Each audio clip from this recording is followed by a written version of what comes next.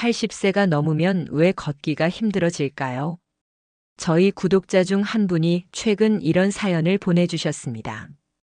우리 아버지는 올해 83세인데 평생 운동을 즐기셨던 분이세요. 그런데 어느 날 갑자기 집 앞 계단조차 오르기 힘들어 하시는 겁니다.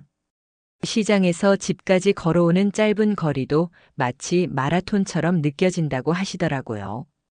듣기만 해도 마음이 무겁습니다. 하지만 이것은 단지 그분만의 이야기가 아닙니다. 사실 연구에 따르면 80대 이상 노인의 약 70%가 걷기에 어려움을 느낀다고 합니다. 우리가 평생 의지했던 다리가 더 이상 내 것이 아닌 것처럼 느껴지는 순간 그 이유를 제대로 이해하지 못한다면 막막할 수밖에 없습니다. 그렇다면 왜 이런 일이 생길까요? 그리고 이를 예방하거나 극복할 수 있는 방법은 없을까요?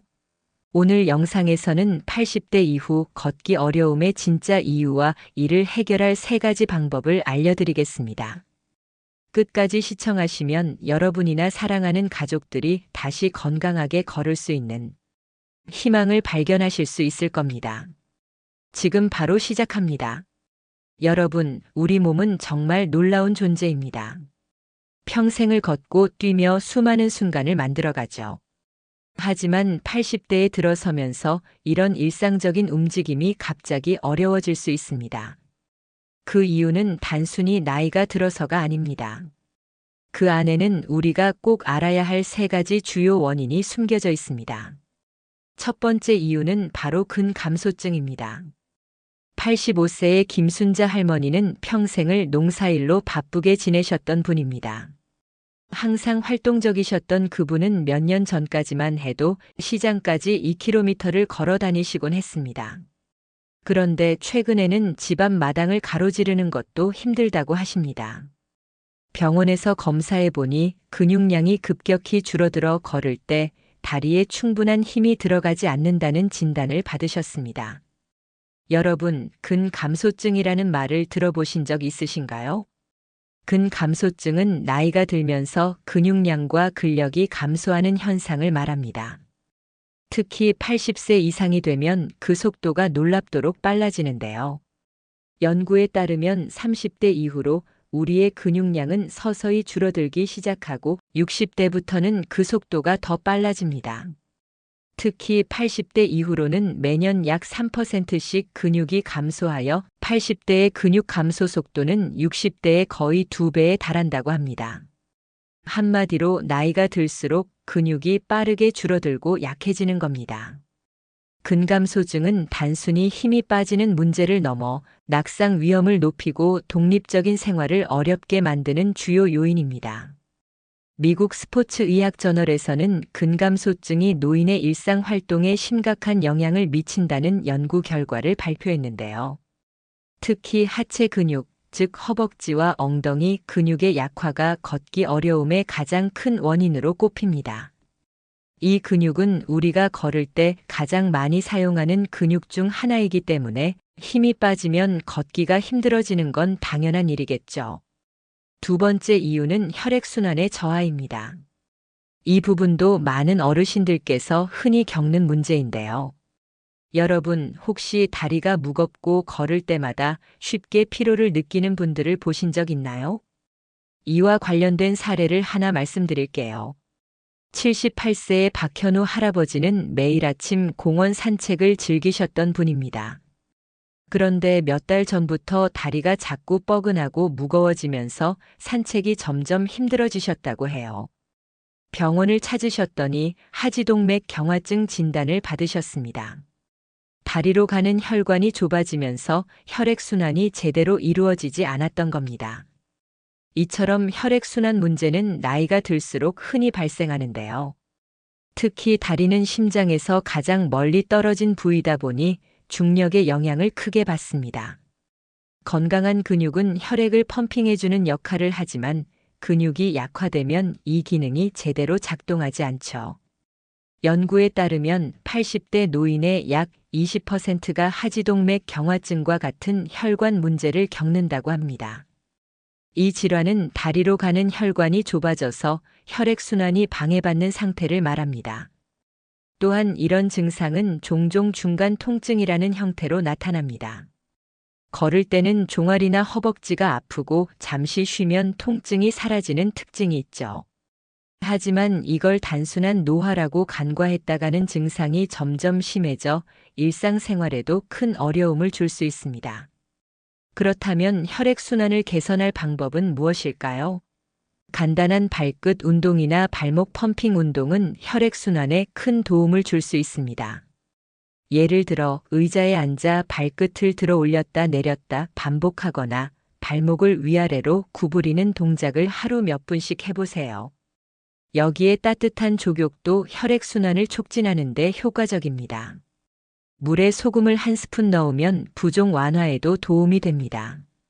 박 할아버지도 이런 간단한 운동과 치료를 병행하면서 다시 산책을 이어가고 계십니다. 여러분이나 여러분의 가족들 중에서도 혈액순환 문제로 고생하시는 분들이 계시다면 지금부터라도 작은 노력으로 변화를 만들어 보세요. 이처럼 혈액순환 저하도 걷기 어려워지는 큰 원인이지만 적절한 관리와 노력을 통해 개선할 수 있다는 점 잊지 마세요. 이제 마지막 세 번째 이유를 살펴볼 차례입니다. 세 번째 이유는 관절과 신경 기능의 저하입니다.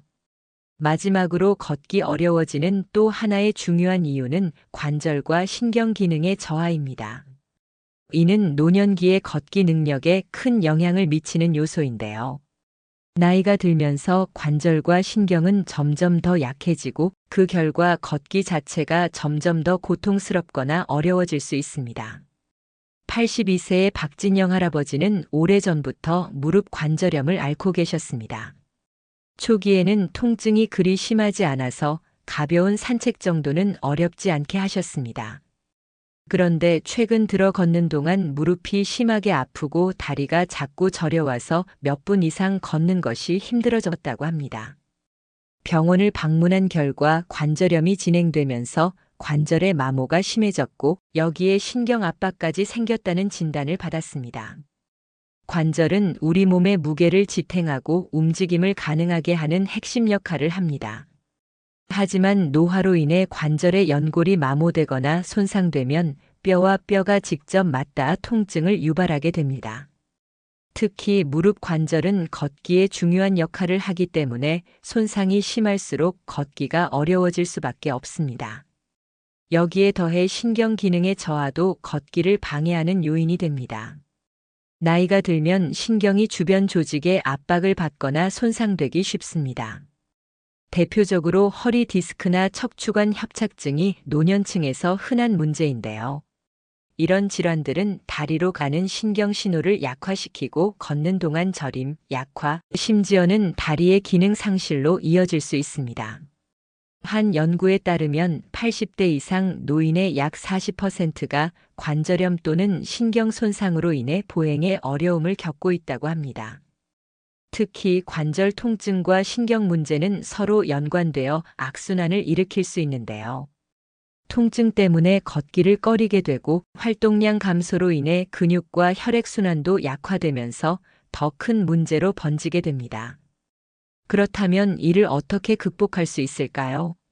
우선 관절 건강을 유지하기 위해서는 적절한 체중 관리를 통해 관절에 가해지는 부담을 줄이는 것이 중요합니다. 또한 전문의와 상의하여 관절염 치료나 물리치료를 병행하는 것도 효과적입니다. 신경 문제의 경우에는 자세 교정 운동이나 스트레칭, 필요시 수술적인 치료를 고려할 수 있습니다. 박 할아버지도 전문적인 치료와 꾸준한 재활 운동을 통해 다시 걷기에 즐거움을 되찾으셨습니다.